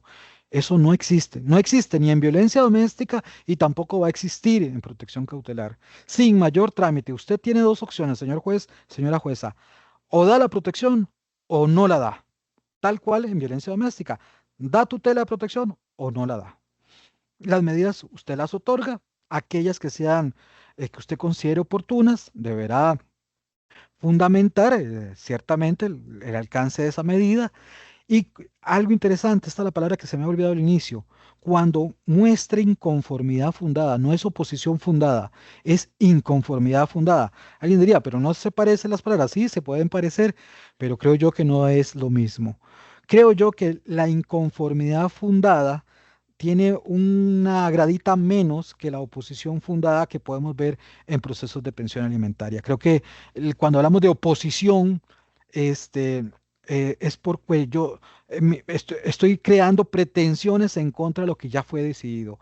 En cambio aquí la palabra inconformidad yo lo siento un poco, un peldaño más abajito, como un volumen más bajito, en donde ya no es esa rigidez que podríamos tener en la oposición fundada de pensiones alimentarias en cuanto a los extremos o al extremo que se haya fijado en la sentencia anticipada de pensiones, sino que aquí es un peldaño más abajito en cuanto no estoy conforme, mi inconformidad respecto a esta medida que usted otorgó se basa en esto y esto, más allá de una oposición.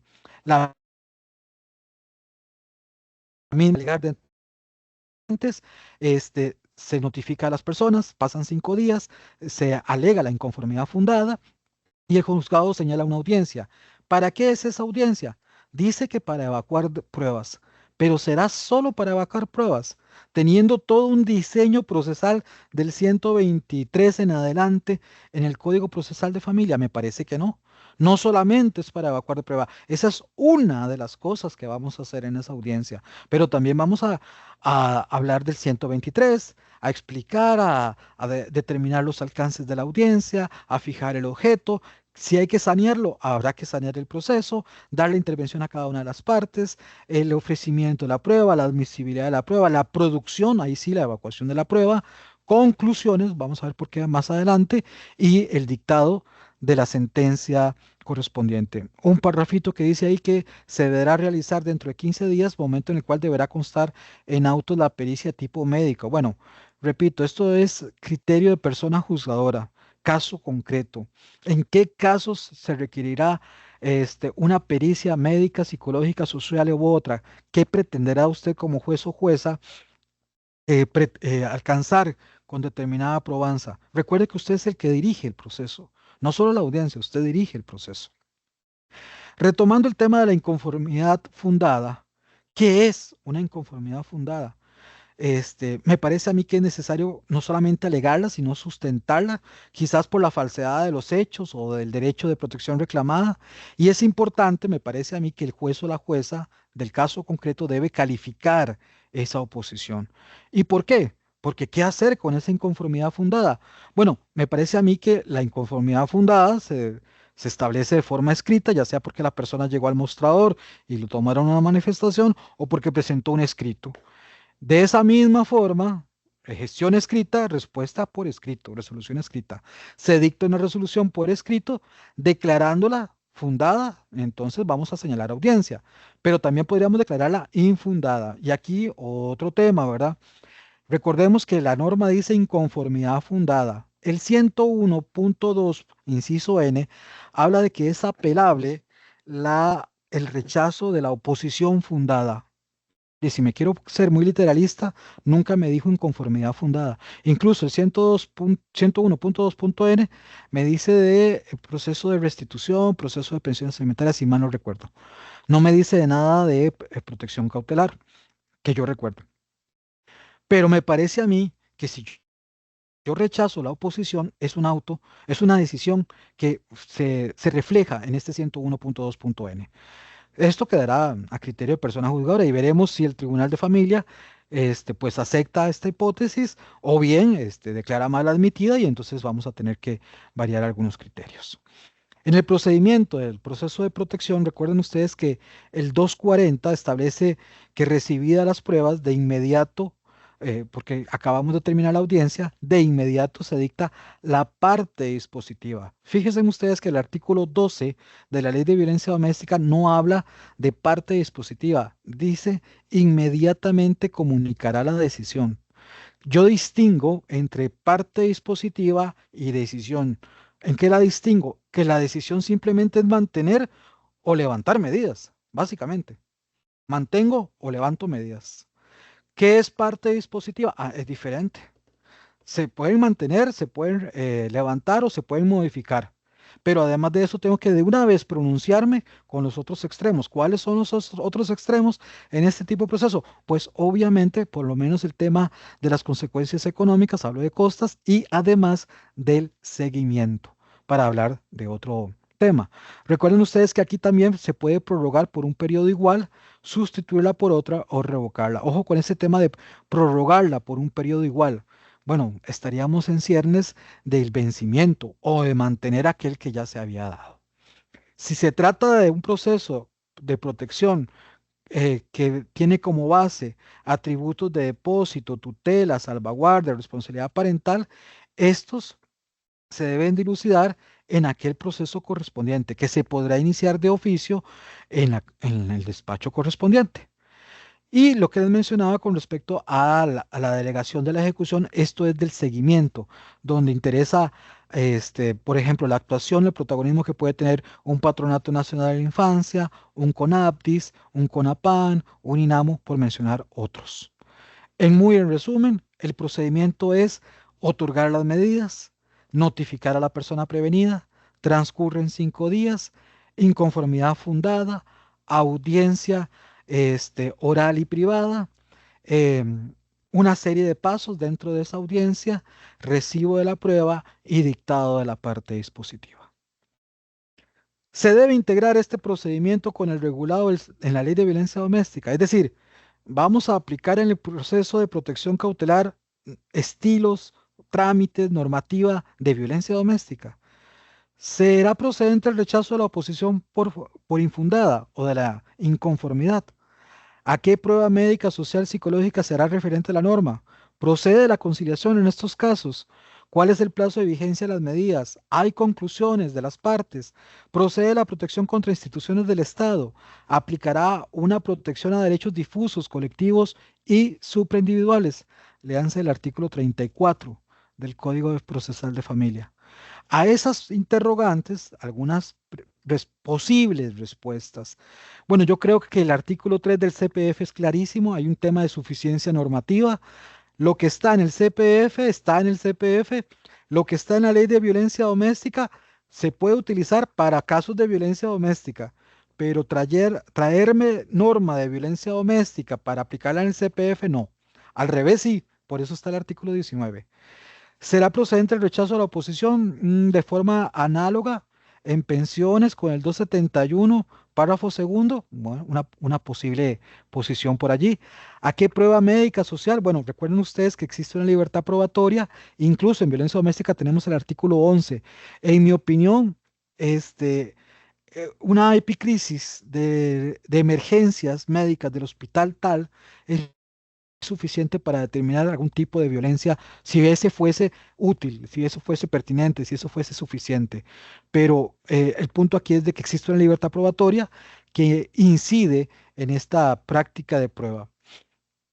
¿Procede la conciliación en violencia doméstica? Bueno, el artículo 196 y 9 del CPF establece que no, salvo que lo que se acuerde beneficie a la víctima. Ese es un tema, ya, y les invito a que ingresen al canal de YouTube de la Escuela Judicial y busquen la charla de doña Katia Escalante, doña Merced Brenes. Es interesante.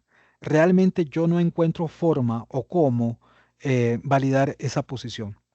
Habrá que ver qué se dice en el Tribunal de Familia y qué se dice en la Sala Constitucional. Creo que hay otra forma y podría ser la justicia restaurativa, pero ahí estamos hablando de otras cosas y no precisamente del Instituto de la Conciliación. ¿Cuál es el plazo de la vigencia de las medidas otorgadas? Bueno, no lo dice, entonces vamos a tener que fijarlo de forma fundamentada, razonable, proporcional al caso concreto. Hay conclusiones de las partes. Como les digo, la audiencia que dice el Código Procesal de Familia en el proceso de protección cautelar solo dice se evacuarán las pruebas. Pero si estamos en un sistema procesal basado en la realidad, es obvio y evidente que vamos a tener conclusiones de las partes. Siguiendo con las preguntas, ¿y procederá la protección contra instituciones del Estado y aplicará una protección a derechos difusos y colectivos? ¿Seremos tribunales ordinarios de constitucionalidad o asumiremos competencia de la Sala Constitucional? Estas preguntas tienen un porqué.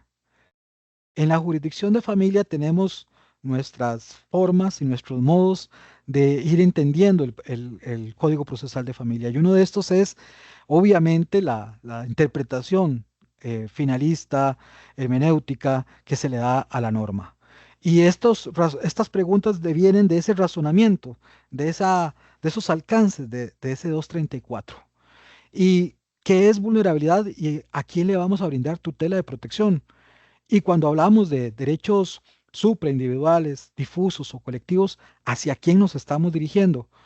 Bueno, algo importante para ir aterrizando un poco el tema.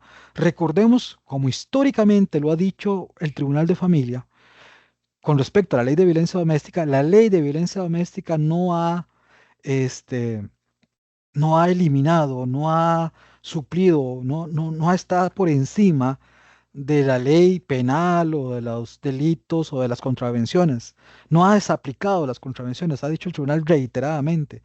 Y por ende, si hay asuntos de que no son de violencia doméstica, sino que son de competencia del juzgado contravencional.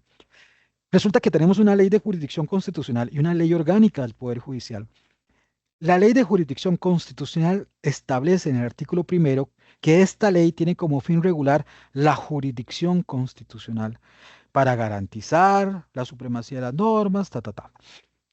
El artículo 2 de esa ley dice que le corresponde específicamente a la jurisdicción constitucional, entre otros, garantizar mediante los amparos los derechos y libertades consagrados en la Constitución y los derechos humanos reconocidos en el derecho internacional vigente.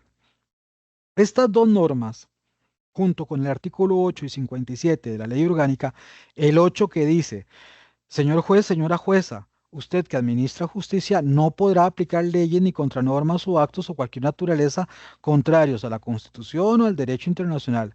Si tuviere duda de constitucionalidad o de normas, deberá hacer la consulta ante la jurisdicción constitucional. ¿Quién es la jurisdicción constitucional? Ya lo dijo el artículo 1 de la Ley de Jurisdicción Constitucional. También dijo la Ley Orgánica, artículo 57. La Sala Constitucional conocerá de los recursos de habeas y de amparo. ¿Por qué menciono estas normas? Si nos vamos otra vez al 234, vamos a tener claro de que nos habla de una tutela de protección hacia una población en condición de vulnerabilidad. Pero tutela de protección es algo muy amplio. Dice el Diccionario del Poder Judicial de Costa Rica que es un conjunto de normas, políticas, acciones que se desarrollan y se ejecutan en el amparo de aquella persona, grupo que tiene algún tipo de colectividad que necesita mayor ayuda o auxilio. ¿Qué es protección? Conjunto de normas al amparo de personas menores de edad, por ejemplo. ¿Qué es vulnerabilidad? La condición de una persona que se encuentra en el estado en que puede ser herida o lesionada físicamente o moralmente. Se puede determinar que la vulnerabilidad por el grado de exposición y fragilidad de la población. Y por eso, cuando hablamos de vulnerabilidad, es importante repasar reglas de Brasilia. Vean lo amplio que es tutela de protección y el concepto de vulnerabilidad. Y si entramos a lo que son medidas de protección y un principio de protección, vamos a también apoyándonos en el diccionario del Poder Judicial, que las medidas de protección son disposiciones a amparar, a fortalecer, a defender, a resguardar a alguien en un perjuicio o peligro. Y ese principio de protección es un principio legal que enuncia la necesidad de brindar amparo, auxilio, defensa a personas. Digo todo esto para ir coligiendo lo siguiente. En el ordenamiento jurídico costarricense, el derecho de protección, que lo tenemos incluso hasta constitucionalmente en el artículo 51 de la Constitución, tenemos en nuestras leyes, en el ordenamiento interno, una serie de instrumentos que brindan tutela de protección. Es decir, violencia doméstica no es el único que brinda tutela de protección. Tenemos un código de niñez y adolescencia que protege a la niñez. Tenemos un código del trabajo que a través de los fueros protege al trabajador, trabajadora. E incluso tenemos una ley de promoción y competencia y defensa efectiva del consumidor que protege al consumidor. Aquí otra vez nos da alerta aquella sección, salvo aquellos regulados por leyes específicas. Bajo este entender, y salvo mejor criterio, y énfasis en que esto es una afirmación restrictiva, el 234 del Código Procesal de Familia no desaplica la competencia de la Sala Constitucional para conocer de los amparos por los cuales se pretende garantizar derechos y libertades consagrados por la Constitución Política y los derechos humanos reconocidos por el derecho internacional vigente, ley de jurisdicción constitucional. De la relación normativa del 121 bis de la Ley Orgánica, que establece que todo lo relativo a los procesos de protección de violencia intrafamiliar de personas adultas mayores y personas con discapacidad, junto con el 234, se refuerza que dicho proceso, es decir, el 234, va dirigido a la tutela de protección de la población en condición de discapacidad, siendo esa una condición de vulnerabilidad. Para finalizar el diseño de audiencia, me lo imagino de esta forma. Obviamente vamos a tener un 123, que en el inciso 2 es explicar claramente a las partes las funciones, los roles, los deberes, las oportunidades. Ojo con un lenguaje claro, ojo con la autopostulación. ¿Qué es la autopostulación? Bueno, cuando en el artículo 50 del CPF no se le exige a la persona usuaria, a la Administración de Justicia, representación, letrado, patrocinio. Pero ojo, ¿qué dice el tribunal? Aplique un principio de informalidad, garantice el derecho de acceso y el derecho de defensa. Votos 1039 del 2012, entre muchos, muchos otros. Después de que usted habló con las personas y les explicó cuáles son los roles, son los deberes, fije el objeto de la audiencia. La oposición, por supuesto, bueno, en este caso la inconformidad fundada. Sanee el proceso si fuese necesario, escuche a las partes, admita la prueba, produzca esa prueba, dé espacio de conclusiones y si está en violencia doméstica, tome la decisión. Si está en protección tutelar o protección urgente, para ser más claro, dicte la parte dispositiva. Recuerden que en este Código Procesal de Familia usted tiene un sistema procesal basado en la realidad. Y el artículo 4 dice que se regirán los procedimientos en este código con el sistema procesal de oralidad. Ya no es una opción irse a la escritura. Ya no es demanda, contestación, contraprueba, resolución que admite prueba, recurso por escrito, apelación en alzada, acta de prueba, sentencia, etcétera. Ya no es así, ahora está dividido en audiencias. Ahora todo se desarrolla, o casi todo se va a desarrollar en una audiencia. Hay una circular, pues estas se las traje, este es del 2022. Esta es la obligación de las personas juzgadoras a todos los despachos de usar el SIGAO, pero no solamente de usarlo, de usarlo bien con la etiqueta correspondiente. Y algo que me parece importante mencionar es la realización de las minutas. ¿Por qué digo esto? Esto tal vez sea función de la persona técnica judicial que acompañe ese técnico, esa técnica de audiencias, que así le vamos a llamar. No, no, eso no quiere decir que sea solo responsabilidad de ese técnico técnica. Me parece que también el juez o la jueza tiene que ver con esta minuta. Esto me parece importante. ¿Por qué? Porque será como el detalle, el listado, el checking de todo lo que pasó en la audiencia. Entonces usted va a verificar si por lo menos el testigo tal sí vino y cuando abre la audiencia el audio le va a aparecer el track del testigo tal. Entonces, la minuta escrita, que no es lo mismo que un acta, es simplemente una breve constancia de lo ocurrido y resuelto, es lo que le va a dar a usted la guía, e incluso para cuando usted vaya a dictar la sentencia por escrito o vaya a tomar otra decisión alrededor del caso concreto. De mi parte, muchísimas gracias por toda la atención. Estoy para servirles. Sería todo. Gracias. Doña Shirley nos indicó en algún momento de la conferencia que había un criterio que ella no compartía con usted. Dice, es sobre el plazo ampliado de la medida de protección en asuntos de adultos mayores. Mi criterio ha sido voto salvado, no es unánime en ¿Cierto? el tribunal. Es lo que ¿Cierto? ella quería ¿Cierto? aclarar. No ¿Cierto? sé si usted se quiere referir a eso. No, no, totalmente cierto. De hecho que es así tal cual como ella lo dice, no es un criterio unánime, y es muy interesante los argumentos de ese voto disidente. Me parece importante, aprovechando la intervención de doña Chile, de que ojo con entonces con protección urgente, ¿verdad? Donde no tenemos entonces fijación de plazo, no tenemos un año. Vamos a nosotros a tener que crearlo. Dependiendo de esa sustanciación, fundamentación y motivación, cuidado con con esos plazos. Sería solamente gracias. Vamos a ver, hay otra consultita que dice de doña Erika, que dice, buenas tardes, don José Miguel, cuando el artículo 239 del Código Procesal de Familia menciona que si hay inconformidad se debe fundar la oposición. ¿Esa oposición es escrita o de forma oral? Ya que dice el artículo no hace mención y suponiendo que los procesos eran orales, no me queda claro ese punto. Muchas gracias por compartir su amplio conocimiento. Bien, solo creo que sí, pero para reiterarlo, con el 239, vamos a ver, déjenme un momento.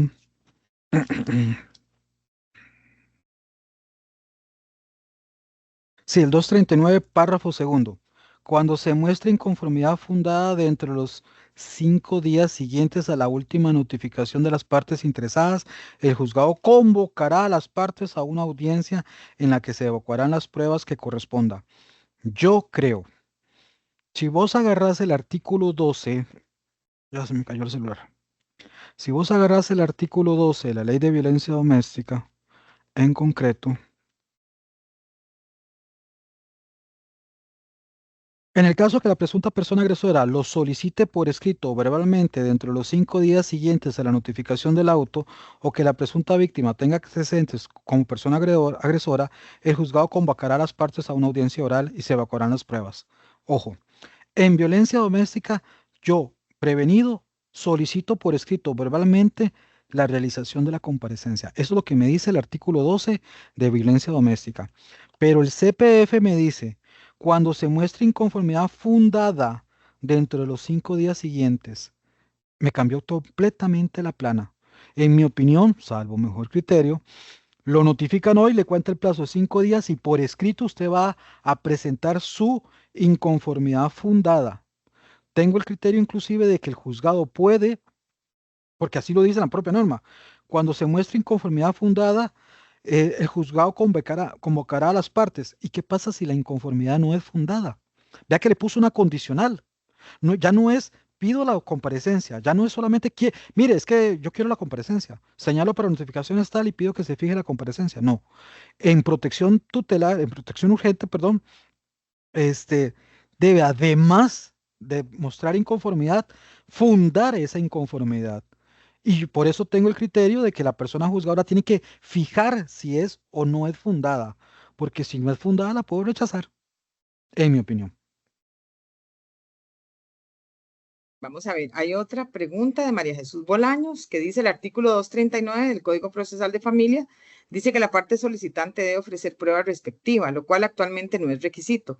Eso la limitaría a presentar más prueba el día de la comparecencia y en la oposición fundada se deberá ofrecer prueba.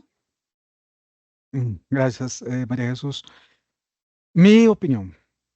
Y siempre voy a hablar a título de mi opinión porque obviamente yo estoy hablando solo por mí, ¿verdad? No estoy hablando por absolutamente nadie, ni siquiera por este juzgado, que se entienda así. Este, vamos a ver, el proceso de protección tutelar, algo que tiene coincidente con el proceso de violencia doméstica, es que el auto inicial o la resolución inicial es una sentencia anticipada. Y aquí lo que se forja no es un tema de presunción de veracidad, sino es de verosimilitud del derecho alegado, que son cosas completamente diferentes. Por lo tanto, no, por eso en violencia doméstica no se pide prueba al inicio del proceso. Y por ende, en protección urgente tampoco se va a pedir prueba. No va a ser requisito de admisibilidad, es lo que quiero dar a entender. Si la parte lo quiere ofrecer y aquí traigo los documentos y los pantallazos y todo, güey, genial. No hay problema, eso le da más consistencia a su dicho, pero no es un requisito de admisibilidad. Por eso soy del criterio de que presentada la protección cautelar, usted decide si la da o si no la da. No vaya a traer prueba, no pida valoraciones, no, no. Igual que en violencia, las da o no las da. Punto.